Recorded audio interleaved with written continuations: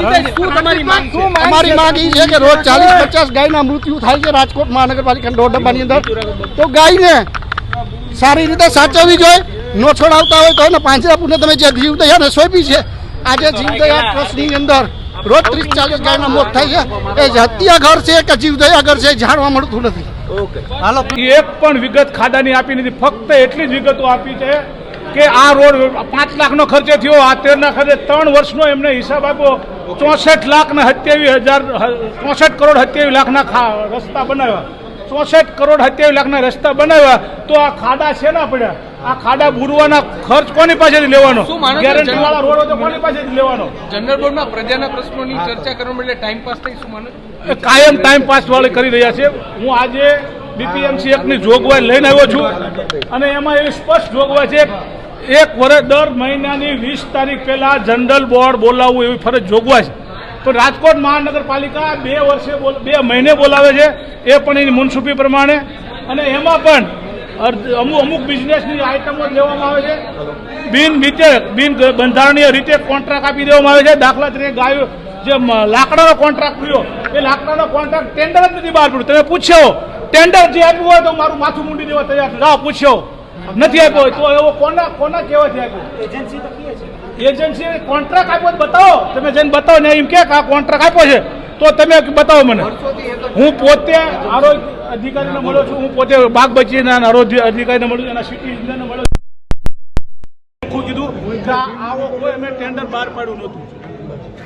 આવી જ રીતે જે ગાયોની વાત છે, અસંખ્ય ગાયો ના મૃત્યુ થયા, 5 દિવસના વરસાદમાં અસંખ્ય ગાયોના મૃત્યુ થયા.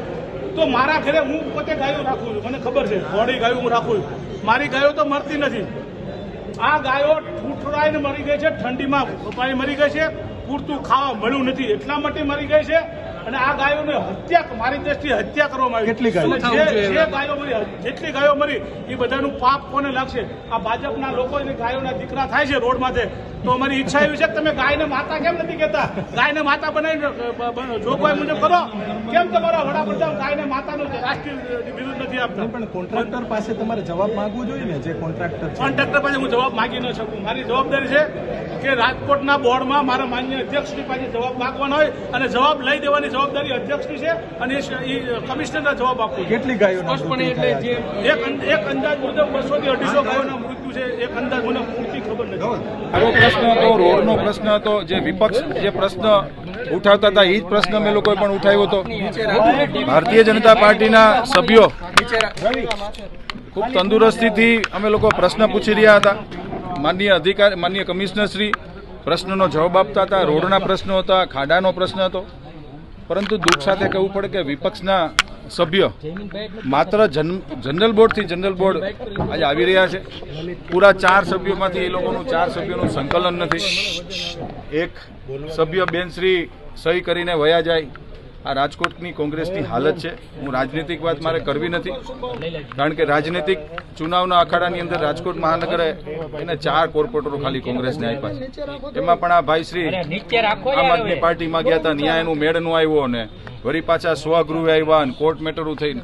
એટલે દુઃખ સાથે કહેવું પડે કે ખાલી જનરલ બોર્ડમાં પ્રશ્ન ઉઠાવે છે. માનનીય મેયરશ્રીને ક્યારેય એ મળવા નથી આવ્યા કે એણે કોઈ દિવસ ક્યારેય વસરામ સાગઠિયાએ ક્યારેય કોઈ દિવસ પ્રજાના પ્રશ્નો ઉઠાવ્યા નથી. માત્ર મીડિયાની હાઇલાઇટ બને છે. એક રોડ રસ્તાનું, બીજો ગાયોના મૃત્યુનું અને ત્રીજો એને બીપીએમસી એક્ટ બતાવ્યો છે. બીપીએમસી એક્ટ નું પેલા ફૂલ ફોર્મ બોલી દે. દુઃખ સાથે કહેવું પડે છે એને ફૂલ ફોર્મ નથી આવડતું. બીજું, ગુજરાતની જ્યારથી સ્થાપના થઈ ત્યારથી દરેક મહાનગરપાલિકાની અંદર જીપીએમસી એક્ટ ચાલે છે. ગુજરાત મ્યુનિસિપલ પ્રિવિએશન એક્ટ, જીપીએમસી એક્ટ ગુજરાતની અંદર મહાનગરપાલિકામાં ચાલી રહ્યો છે, એ પણ એને ખબર નથી.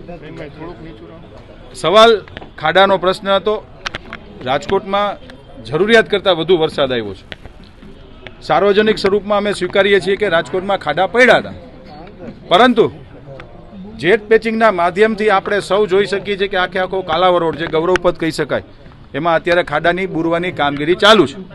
52 રાજમાર્ગો રાજકોટ શહેરના છે. એ પહેલાં 52 રાજમાર્ગો અમે ખાડાના જેટ પેચિંગના માધ્યમથી ખાડા બુરવાના છીએ અને પછી વોર્ડવાઇઝ અમે જવાના છીએ.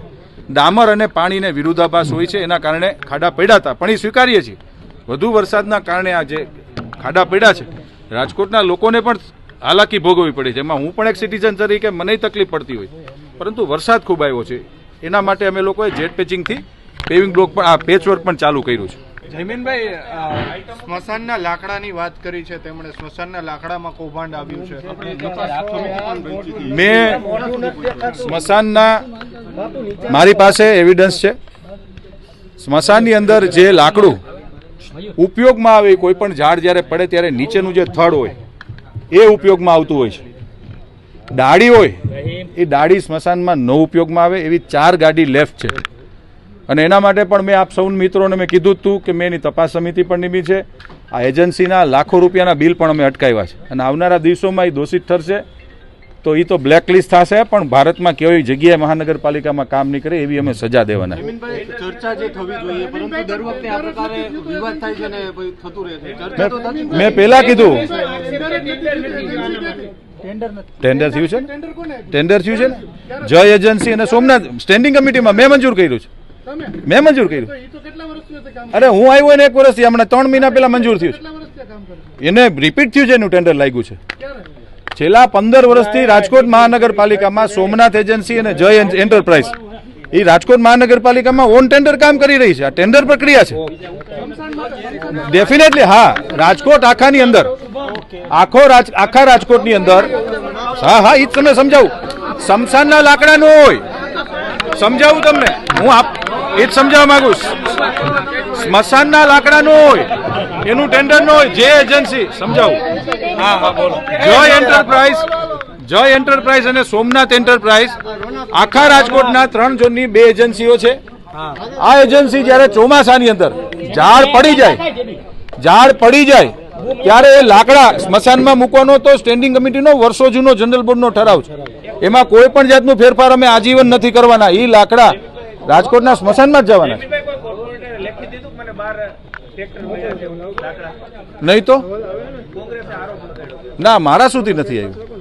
એટલે જ આપને દુઃખ સાથે કહેવું પડે કે કોંગ્રેસ માત્ર મીડિયાની હાઇલાઇટ બને છે. ખરા અર્થમાં એણે વિપક્ષની ભૂમિકા ભજવવી જોઈએ.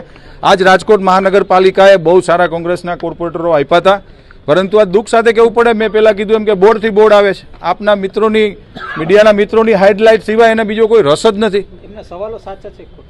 નહીં, એના સવાલોમાં એટલા માટે હું ખોટા કહી શકું કારણ કે જનરલ બોર્ડમાં આવવાથી પ્રશ્નો પૂછવા જ જોઈએ એવું ના નથી પડતો, પરંતુ એણે એક વખત માન્ય મેયરશ્રીને મળવું જોઈએ, સ્ટેન્ડિંગ ચેરમેનને મળવું જોઈએ. ક્યારેય એક લેટર વિપક્ષના સભ્યોનો મને ક્યારેય નથી મળ્યો. હું ઓથેન્ટિક રીતે સાર્વજનિક સ્વરૂપમાં આપને હું કહી રહ્યો છું કે વિપક્ષના કોઈ કોર્પોરેટરનો પત્ર અમને નથી આપ્યો કે આટલા ખાડાઓ પડ્યા છે. રાજકોટના જ્યારે રોડ બનતા હોય છે ત્યારે રોડમાં એ જ્યારે ટેન્ડર પ્રક્રિયા થતી હોય ત્યારે 5 વર્ષની એની મર્યાદા હોય. દાખલા તરીકે કોઈ પણ એજન્સી રોડ બનાવે ત્યારે 5 વર્ષની એને ઓપરેશન એન્ડ મેન્ટેનન્સની કામગીરી દેવાની હોય છે. પરંતુ જ્યારે વધુ વરસાદ આવે છે ત્યારે એ રોડ તૂટતા હોય છે ને એજન્સી દ્વારા જ અમે રોડ રિપેર કરતા હોઈએ છીએ. પણ જો 1 વર્ષની અંદર આજે આ ગયા વર્ષે જો રોડ બન્યો એને જો આ વર્ષે જો રોડ તૂટી જાય તો ચોક્કસ એ કંપનીને બ્લેકલિસ્ટ કરવામાં આવે છે. સિમેન્ટના રોડનું આપને કહું કે રાજકોટ મ્યુનિસિપલ કોર્પોરેશનનું જ્યારે મેં બજેટ રિલીઝ કર્યું ત્યારે મેં એક વ્હાઇટ ટોપિંગ સેલની રચના કરી હતી અને વ્હાઇટ ટોપિંગ રોડની પણ મેં એક જાહેરાત કરી છે. એ દિશામાં અમે આગળ વધી રહ્યા છીએ.